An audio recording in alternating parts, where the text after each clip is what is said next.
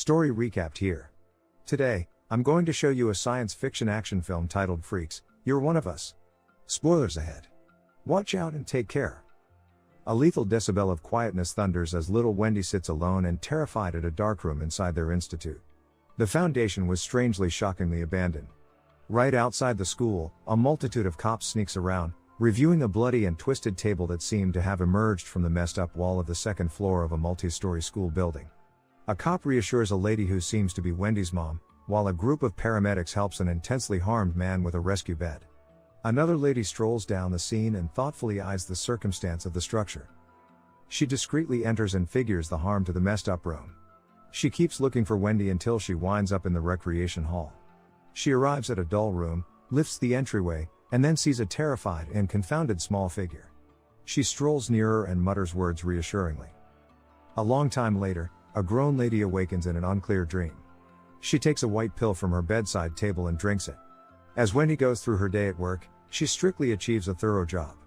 After all of the tasks, Wendy strolls outside, bringing a sack of trash in every one of her two hands. She spots a vehicle left in the PWD parking space and graciously reminds the driver to move the car to another parking space, yet the lady and the children just disregarded her reminder.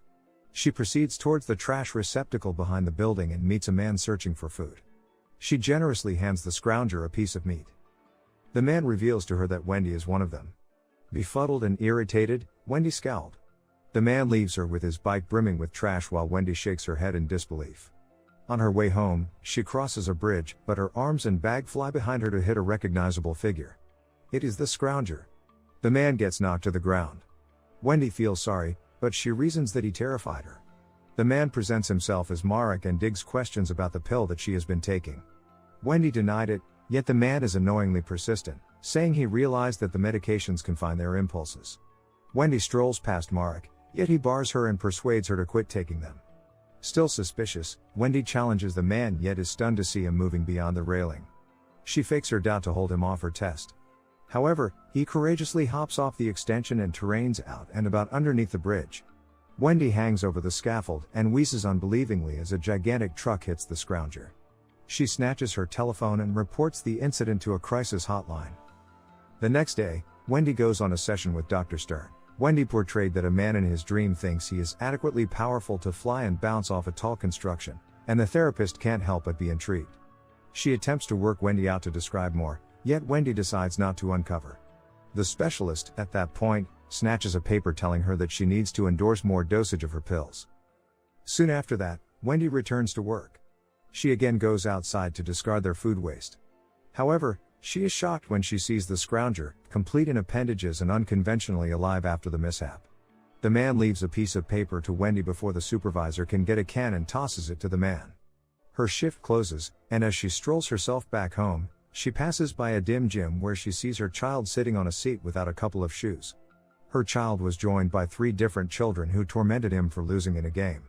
She threatened them to give back his shoe, yet one of the children dared her to hurt them. Feeling frail and vulnerable, Wendy takes her child home with her while never saying a thing. Wendy takes her child to rest, actually feeling sorry for him.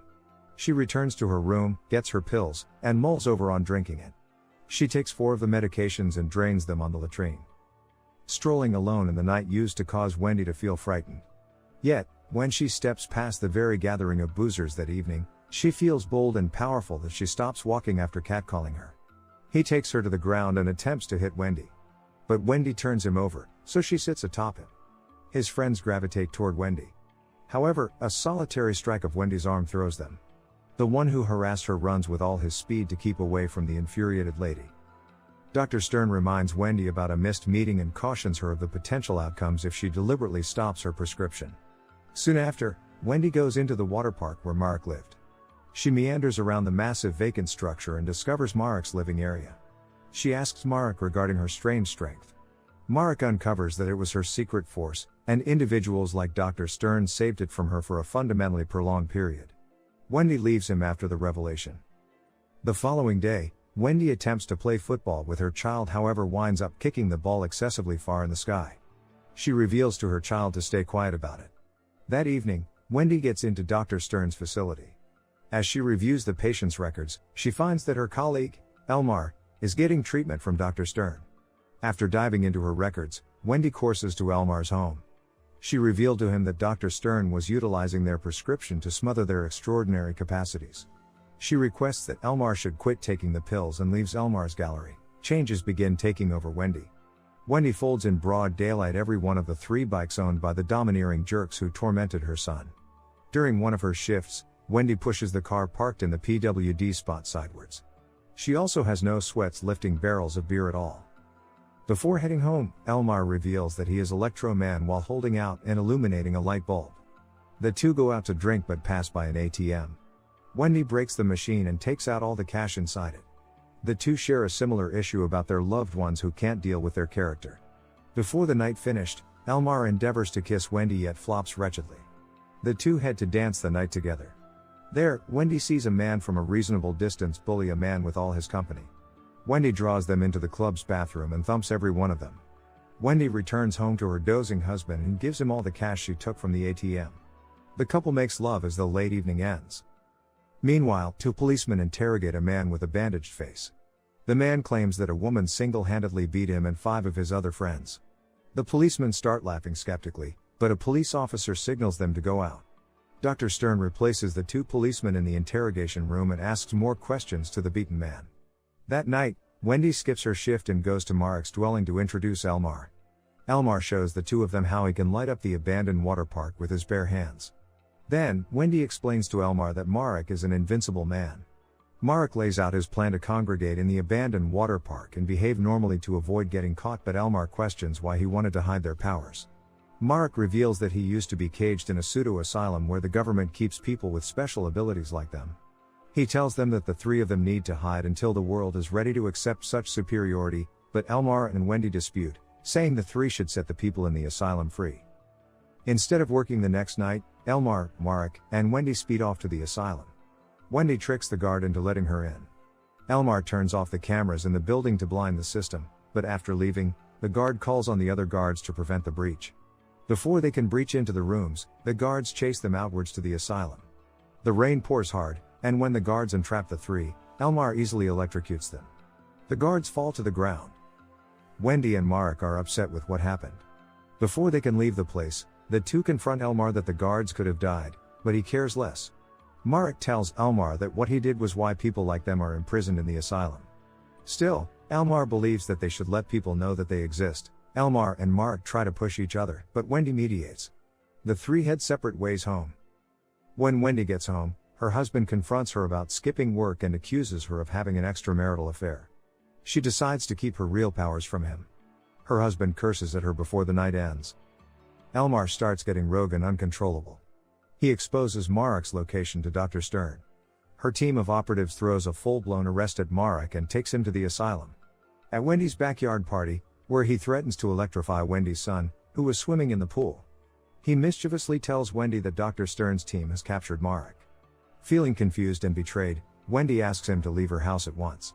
When he leaves, Wendy and her husband get into a heated conversation where she ends up throwing him and breaking his right arm after he tips her off to Dr. Stern. Meanwhile, Elmar becomes mad and electrocutes his father in their house. Wendy sees what he did to her father, so he electrocutes her too. Wendy wakes up restrained and weak in a bland room with Dr. Stern. She reminds her about the incident years ago where she injured her school's counselor and scared her mother. She leaves Wendy locked up in the asylum, where she grows weaker due to medications. One night, Elmar visits her in the isolation room and turns off the electricity in the asylum in the city. Wendy and the rest of the isolated patients are able to get outside their rooms. The security team can no longer control them anymore, but Dr. Stern sees Wendy and warns her to go back to her room at once. She resists, but Dr. Stern orders her men to catch her. Marek comes to her defense, but Dr. Stern shoots him. Wendy knocks off Dr. Stern in return. Marek is no longer invincible as he was also forced to take the medications in the asylum and ends up dying in Wendy's arms. Wendy storms off to her house and comes to rescue her husband and son. She finds that Elmar entrapped her husband and son with electrical wires. She tries to catch him in a duel but ends up getting slightly electrocuted too. She doesn't seem to match Elmar's electricity, but her husband throws her a pair of insulator gloves. She pushes Elmar twice until he flies off the swimming pool and electrifies himself. Her husband and child decide to let her go as Dr. Stern will come after her. Dr. Stern and her team reach her husband and child in the backyard with Elmar's electrified body. Elmar is sent unconscious to the asylum, where most of the patients have been sedated. Wendy sadly watches her family from afar but starts on a new journey of gathering her kind for a greater purpose. This is all for Story Recap for today. Subscribe to watch more videos like this. Tell us in the comments if you want us to recap your favorite movie. Watch other of our videos showing on the screen and leave a like because it helps the channel. And I would see you in the next video. Goodbye.